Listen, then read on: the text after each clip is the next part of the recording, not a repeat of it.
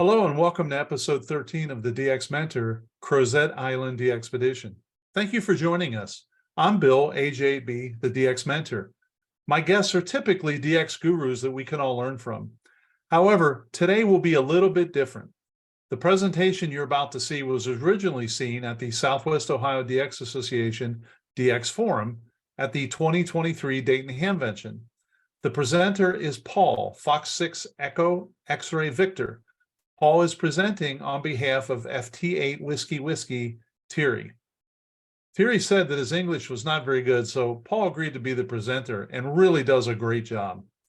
The presentation is managed by Jay, K4ZLE, the DX Forum moderator, and his assistant, Brian, Alpha Delta 8, Fox Delta.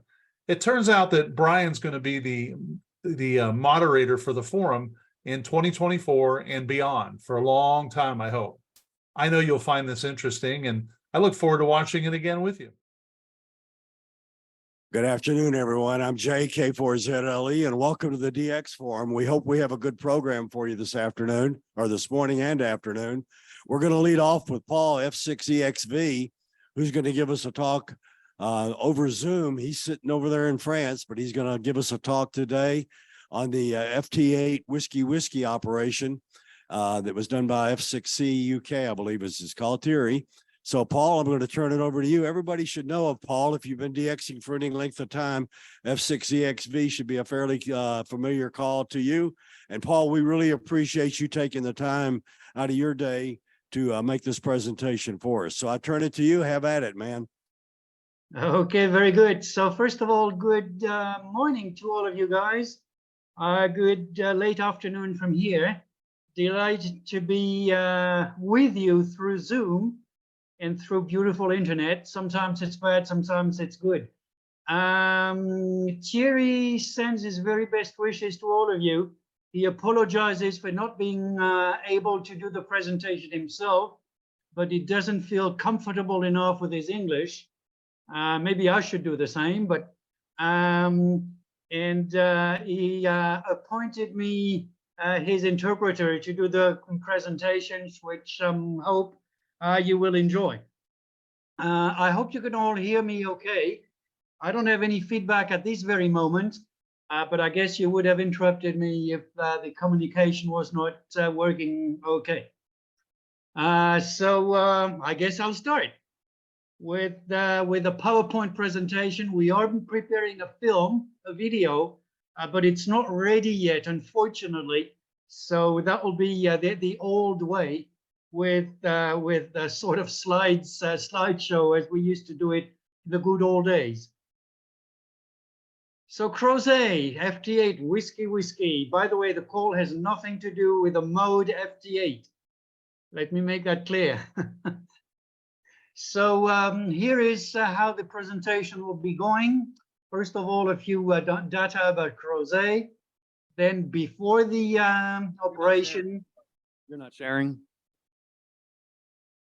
Can you see the presentation? No, not yet. Oh.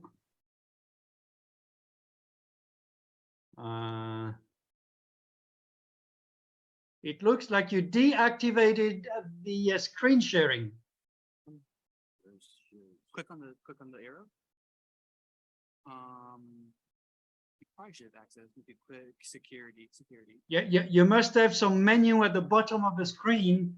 One of them is share. Okay, go ahead screen. and I think you have to unshare and then try sharing again. Okay.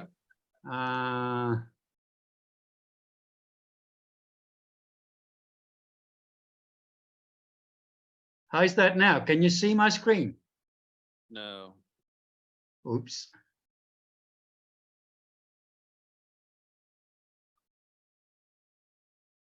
I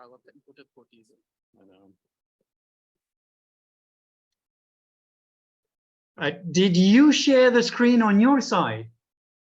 We think so. Yeah, we at least click on view and just make sure Because when I do it on my side, I see what is supposed to be what you see. up here. I think. Yep, there you go. Now it's up. Okay. So is this working now? Yes, sir. Yep, you're good. Okay, great. Sorry for that, but here we go. Here is the, oops, what's going on here now? Okay, all right. There we go. Where is Crozet? That's one of the signs, typical signs of Antarctic bases on Crozet. That's where Crozet is located, 2,800 kilometers south of Reunion Island, 2,600 kilometers southeast of South Africa, 1,000 kilometers east of Prince Edward Island, 1,500 kilometers west of Kerguelen. So I guess everybody's familiar with that. Otherwise, you're not a DXer. So the archipelago is made up of several islands. The main one is the Ile de la Possession, Possession Island, where the base Alfred IV is located. And that's obviously where Thierry operated from. That's the main island, Possession Island. And the circle shows the base, where the base is located. So before the operation, the application was made and severe negotiations had to be carried out. The idea came up when I was meeting Thierry, who came to visit my new house in October 2020. And we were discussing several possibilities of a destination for him to go to after he inherited a little bit of money after his mother passed away. So Crozet came up and we said, why not? Before doing anything, there was a lot of reading on the TAF website. The TAF will be referred to many, many times over the presentation. Is the Antarctic and sub-Antarctic French territories, which is sort of an overseas department administered from Reunion Island. So they have a website, and Thierry and I went through it extensively to gather a lot of information. There were exchanges with Fox 5 United Fox X-Ray, Sebastian, who was the organizer of several of the Fox Tango expeditions previously. Then we were monitoring F6AJ's website, where he has a very interesting collection of all the Fox Tango QSL cards. We also read the history of the TAF made by Fox 2 Victor X-Ray, my good friend Jerry. And we had a contact with Gildas, who has held a lot of Fox Tango call signs, even though he hardly ever went ashore. But he obviously gave us quite a lot of information. The application considered some of the ideas that came up from the reading of all these documents. The first idea was to have a 4-square antenna. Only one operator was the only way to get permission, we thought. We realized Crozet was 3rd on the most wanted list and number 1 for the West Coast. So obviously the priority was to give ATNOs, therefore limit the activity on very few bands. Activity should take place between 2 rotations of the MARDUF. The MARDUF is the Marion Dufresne, the boat that goes to all these islands to supply them with whatever they need. So that means they would stay on the island for 3 months. The original plan was to be on SSB during the day and on CW during the night. And with the West Coast priority in mind, and considering the propagation, low bands would be a priority for them in FT8 mode. Contact was made also with Bernard of 6 Bravo Lima Kilo, who gave us quite a bit of information on the first preliminary mission that was held to Crozet in 1961-1962. He also helped us to write the application. The board of directors of the REF The RAF is obviously the French, not AARU, the French, oh boy, I forgot the name now. Not the IARU, the ARRL. I should have known that.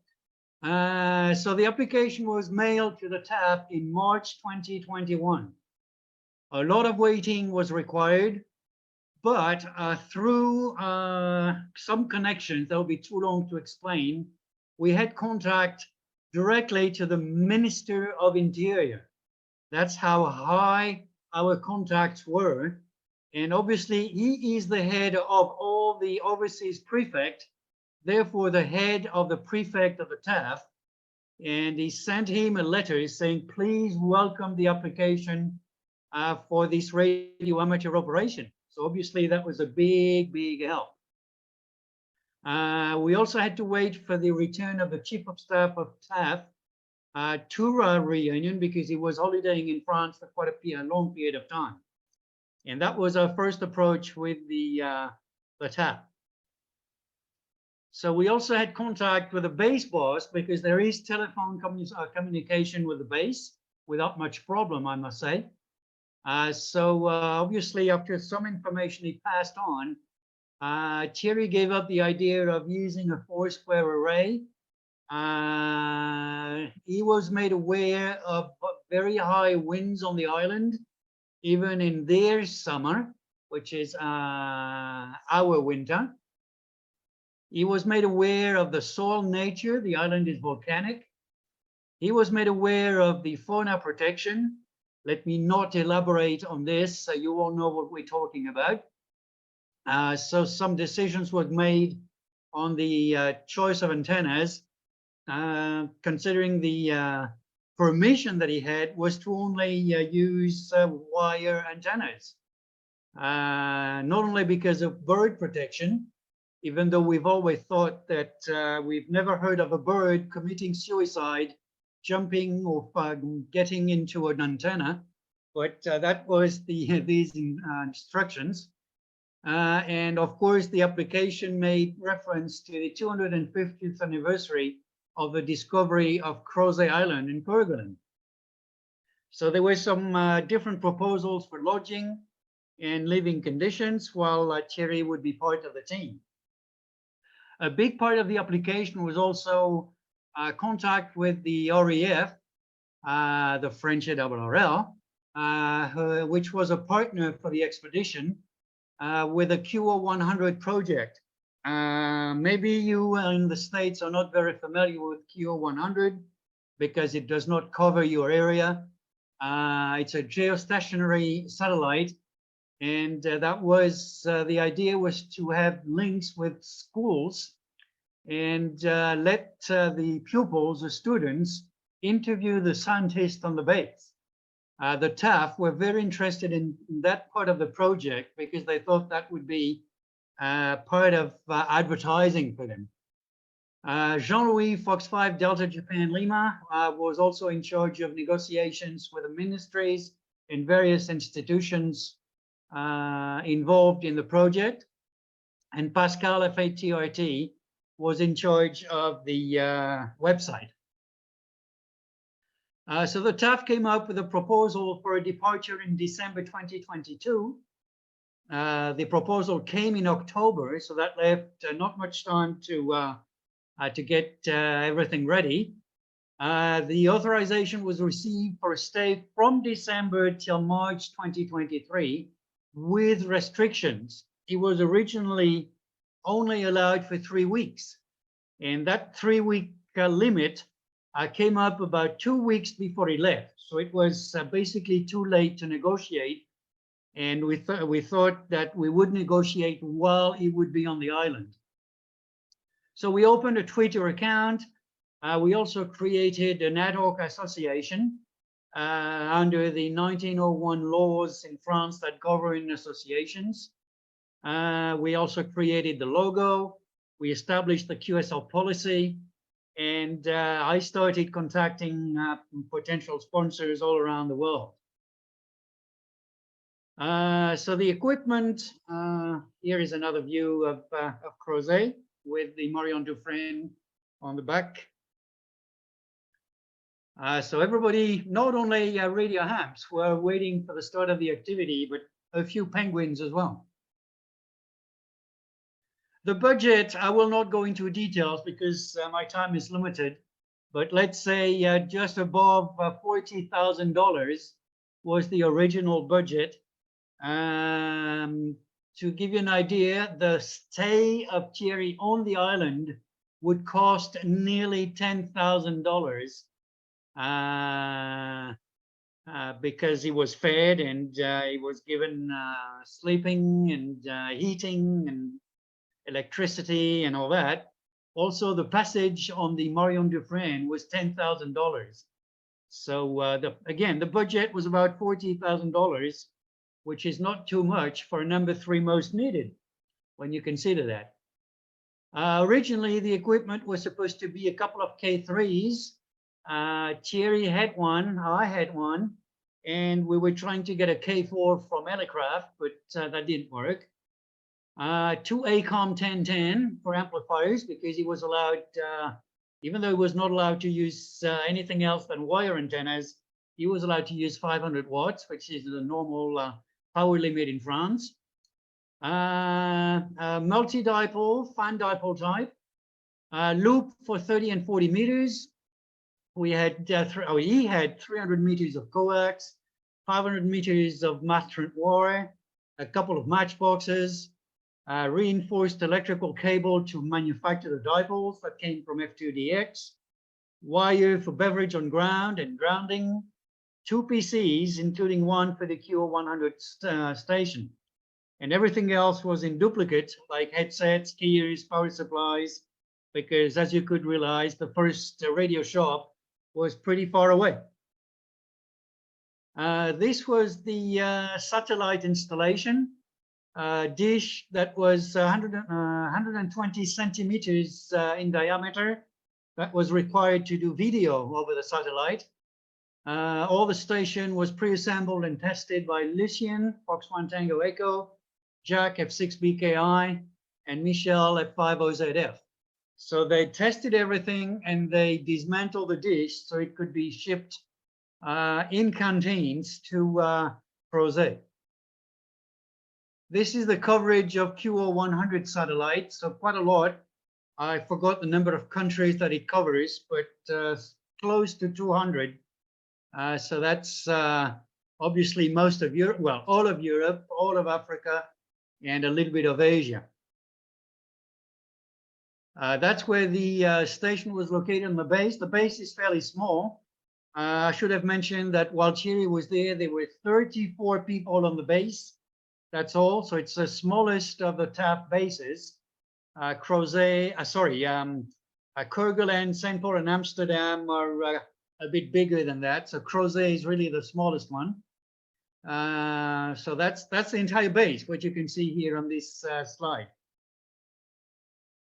Again, I will not go into details of the satellite station, as you guys are not really concerned, though I'm sure there are some Europeans in the room there watching the presentation.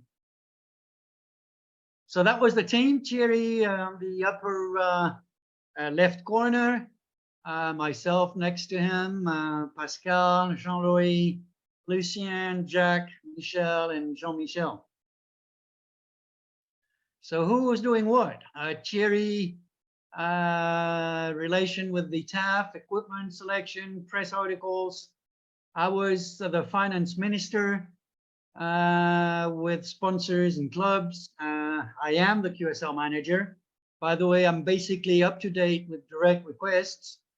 Pascal, webmaster, Jean-Louis, relation with institutions, the 3 friends for QO100, and Jean-Michel, Les Nouvelles DX information. Again, a few listeners on the island were waiting for Thierry. So departure, that's the Marion Dufresne ship that was to take Thierry to Crozet.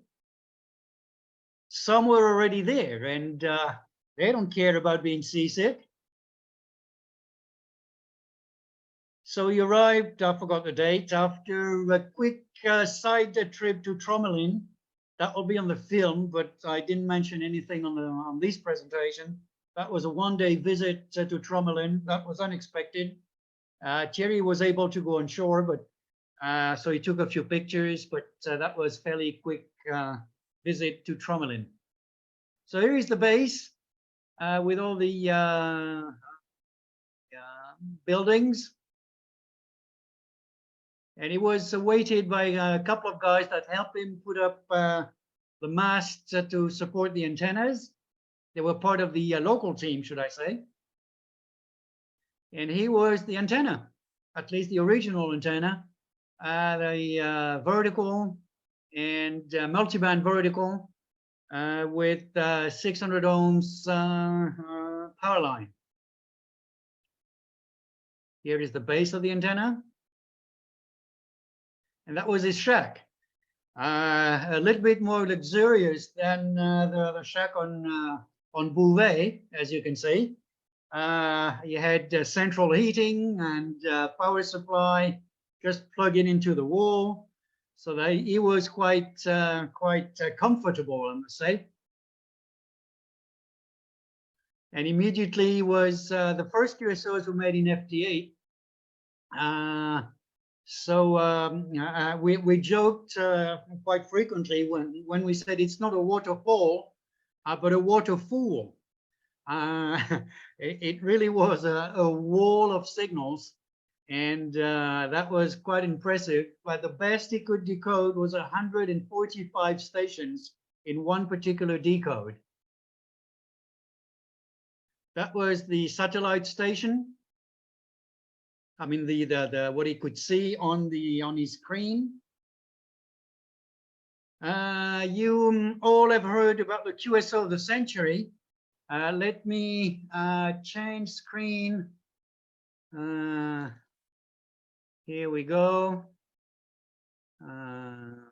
Hold on a second. I hope you can hear that.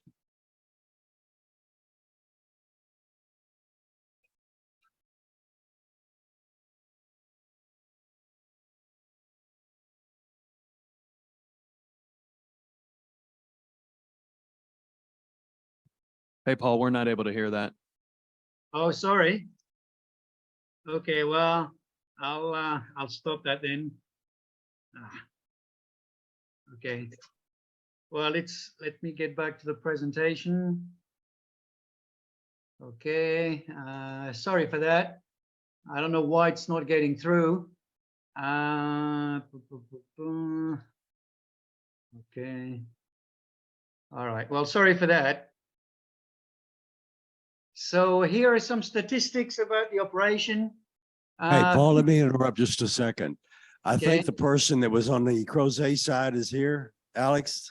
He on the not the Bouvet Crozet side? side, on the Bouvet side, yeah. All right, thank you. Go ahead. Okay. So hello. So the statistics show that including satellite, he made over 51,000 QSOs. Again, I will not go into details. The statistics are available on Club Log page when you search for FT8 Whiskey. North America was 20% of the QSOs. Europe was 49%. Asia was 26%. The rest are small numbers. So the major sponsor obviously was Northern California DX Foundation. We want to thank all of them that sponsored for most of the equipment. The list is fairly long, so I'll let you read quickly. Most European foundations supported us. Many North American clubs supported us. We even had clubs that we'd never heard of before, small clubs, that contacted us after the beginning of the operation and said, hey, Thierry's doing great. We would like to help you. So that was absolutely fabulous. And we really want to thank everybody for that. I also forgot to mention that on his way back, Thierry was very fortunate to be able to land on Kerguelen and on St. Paul and on Amsterdam, which is something very few people do normally. He took pictures, and these will be on the film as well. So the film will be available for free. We'll give details on the website and probably on Twitter as soon as it's ready. More sponsors. Japanese clubs also sponsored the operation. And last but not least, all individual donors. The list would be extremely long to show here. It's on the website. Let them all be thanked. So that's the website. You can also access it quickly. Just type in crozet2022.fr. FR is for France, not Reunion, but crozet2022.fr, and you'll get access to the same pages. So here I will try to, I hope the presentation, it's not perfect. There are many things missing, but again, we're limited in time, and I'm sorry to keep you away for lunch. I will be happy to answer any questions if there are any, and otherwise I'll set you free. Okay, thanks a whole lot, Paul. We do have a roaming mic here. We'll take a few questions while we have a little bit of time. Okay, great. Yes, thanks for an all-time new one. Any possibility of a future operation from Glorioso or Kerguelen? Guess what? I was expecting the question. Let me not elaborate. But Thierry has already some ideas in mind for future operations. That's all I can say at this very moment. Okay, thanks for that one. Any other questions? Oh, you're over here, okay.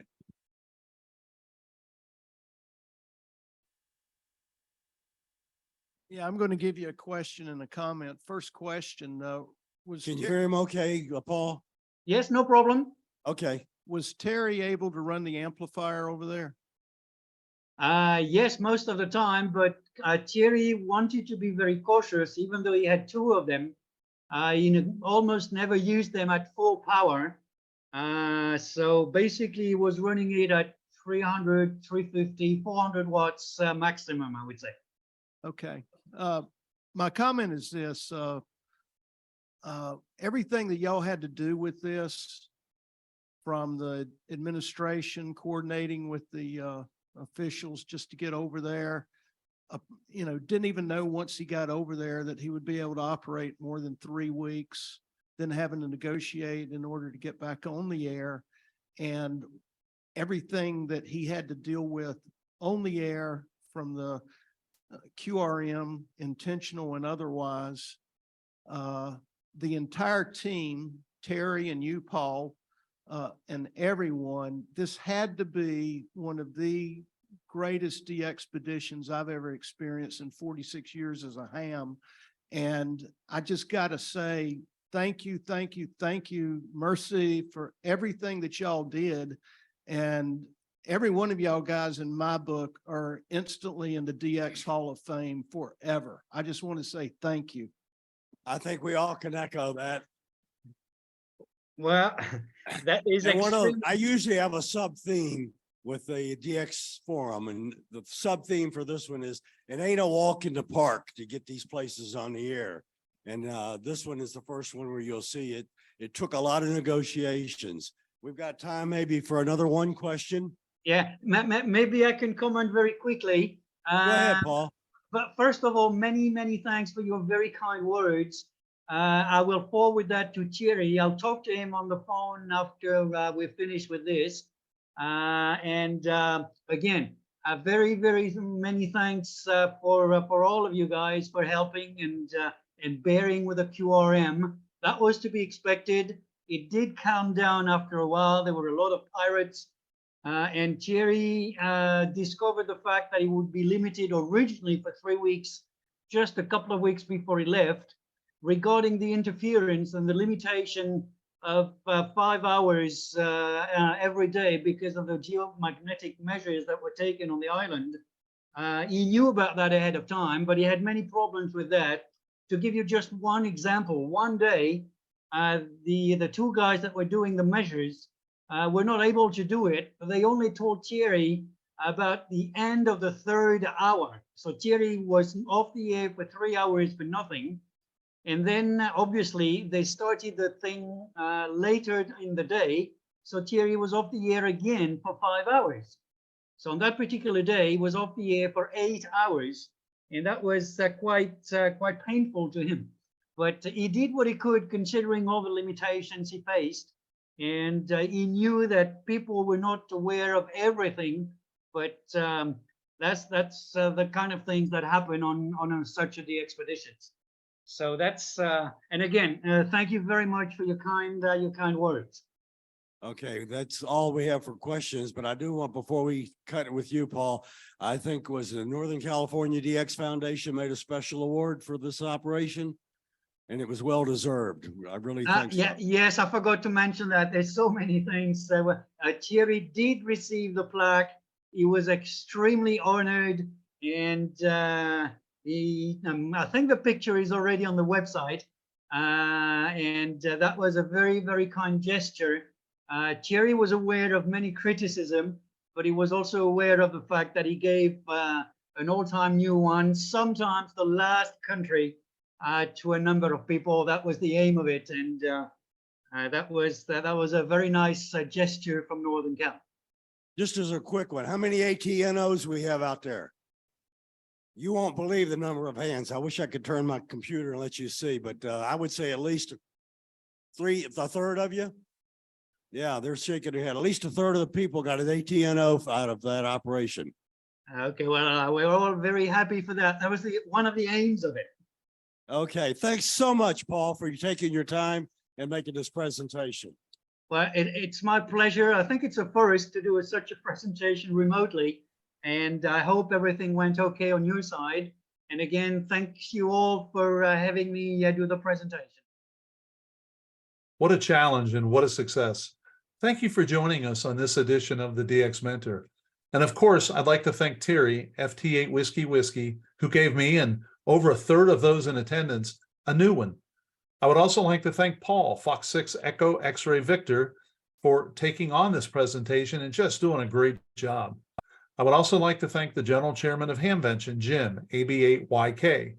Jim ensured that we had a solid internet connection, great sound, and great monitors. Thanks, Jim. It really made a difference.